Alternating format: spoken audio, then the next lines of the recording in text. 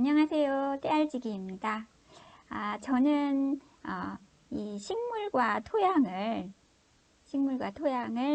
대기와, 여기 토양 밑에는 이제 직권이 있죠, 그죠? 직권. 대기와 직권이 만나 이루는 생명의 하모니다. 이런 얘기를 많이 해왔습니다. 생명의 하모니다. 즉, 대기에는 햇빛, 바람, 기온, 상대습도 이런 인자들이 있고요. 그리고 직권에는 여기 수분이라는 게 물이죠, 그죠? 물, 그리고 양분 이런 것들이 있습니다. 그래서 물론 이 양분 중에서는 직권보다는 이 대기에 유래하는 뭐 질소라든지 그런 영양분들이 있습니다. 하지만 주로 이제 인이라든지 칼륨이라든지 칼슘이라든지 이런 것들은 주로 이제 직권의 즉 암석에서 유래한 그런 양분들이 많죠, 그죠? 자, 그럼 지난 시간에 저희가 이 광합성이라는 것이 이 증산작용, 이게 물을 쭉 끌어올려서 수증기로 대기로 내보내는 이 증산작용과 짝을 이루어서 일어난다라고 말씀을 드렸습니다. 자, 그러면 이 광합성이라는 것은 결국 무엇이냐?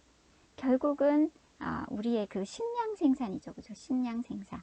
즉, 이 식량 생산을 위해서 물과 양분과 햇빛 이런 것들이 이제 함께 작동을 하는 것입니다. 그래서 이 식량은 사람뿐만 아니라 동물이라든지 이렇게 육상 생태계의 모든 생명들이 같이 활용을 하고 있습니다. 식물이 광합성으로 생산하는 그 식량을요.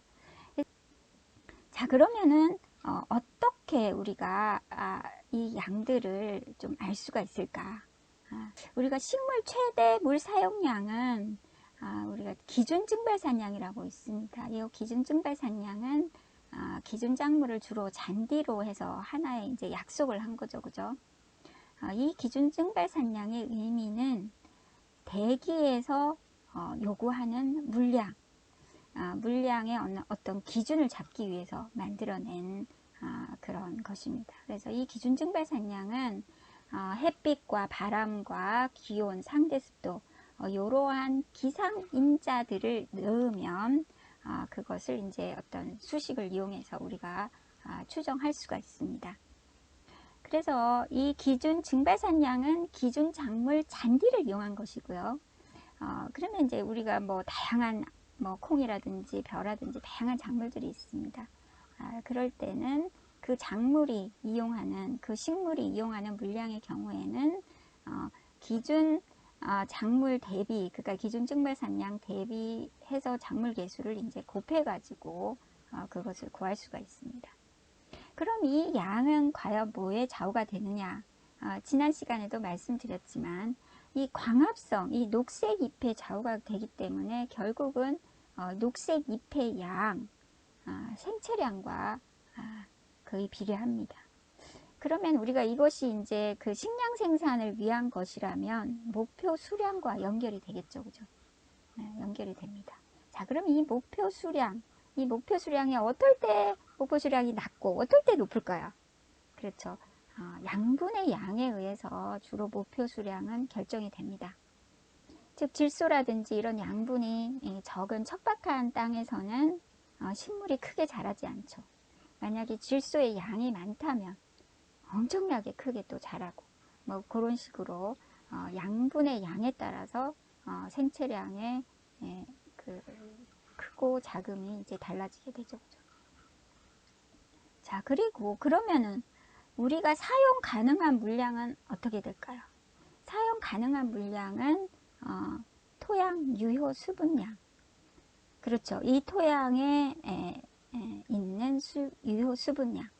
이 유효 수분이라는 것은 어디에 유효한 것인가? 바로 이 식물에 유효한 것을 얘기하죠, 그죠? 그래서 저희가 식물의 최적 수분인 토장 용수량에서 영구 위조점까지, 영구 위조점. 그 포장 영수량과 연고 위조점, 그 사이의 수분 함량을 저희가 유효수분이라고 합니다.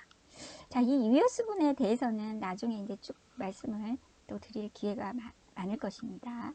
자, 그 다음에 유효강수량. 유효강수량은 이제 식물이 자라고 있을 때 비가 오죠, 그죠?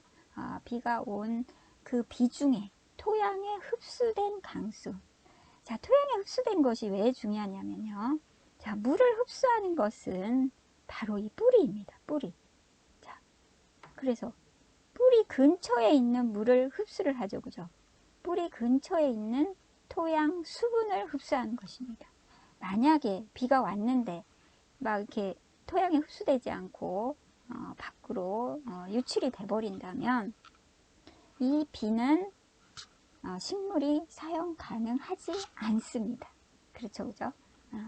그래서 토양 그 재배하기 직전에 남아있던 그 유효 수분량과 그 다음에 그 재배 중에 유효 강수량과 그리고 또 만약에 농업용수가 확보되어서 관수가 가능하다면 그 관수 가능한 물량까지 합해서 식물이 사용 가능한 물량이 되겠습니다.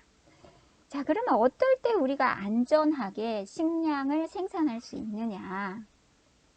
그것은 그렇죠. 사용 가능한 물량이 식물 최대 물 사용량보다 클 때 목표 수량이 달성이 안전하게 가능하게 됩니다. 만약에 이 물량이 물 사용량보다 작으면 목표 수량이 어떻게 될까요? 줄어들 수 있습니다. 특히 이제 저희가 그 결실기죠, 그죠? 개화 결실기에서 굉장히 이제 그 목표 수량에 그 영향을 많이 줄 수가 있습니다.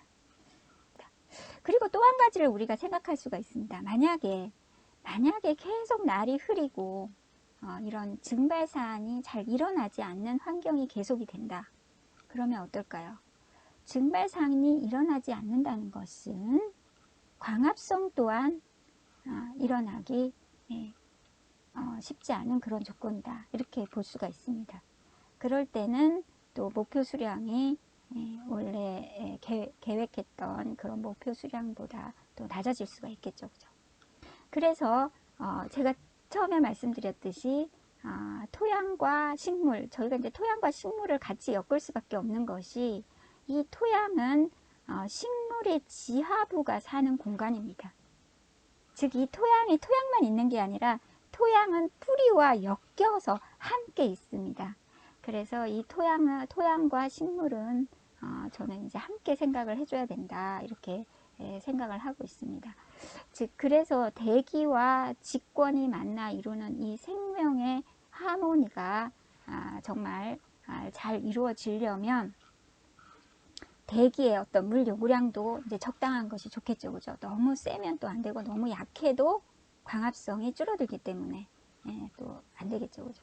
그 말하자면 이제 적당한 대기의 물 요구량과 그 다음에 그것을 뒷받침할 수 있는 토양의 수분과 양분, 이런 것들이 잘 뒷받침될 때 우리의 먹거리의 생산, 그리고 그 육상 생태계의 그 다양한 생물들이 살아가는 그런 먹거리의 생산도 원활하게 이루어진다.